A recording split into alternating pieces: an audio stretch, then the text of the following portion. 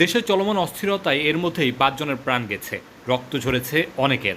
জানিয়ে সাকিব, মাশরাফির মতো তারকা ক্রিকেটারদের কাছ থেকে মন্তব্য চেয়ে সামাজিক যোগাযোগ মাধ্যমে অনেকেই পোস্ট দিয়েছেন।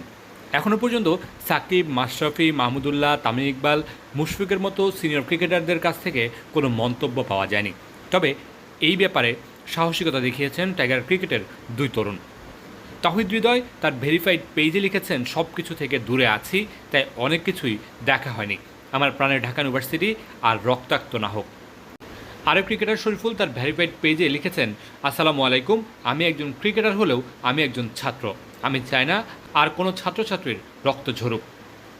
জাতীয় দলের ক্যাপ্টেন নাজমুল শান্ত আজ একটি পোস্ট দিলেও সেটি নিয়ে দেখা দিয়েছে ভিন্ন ভিন্ন মত।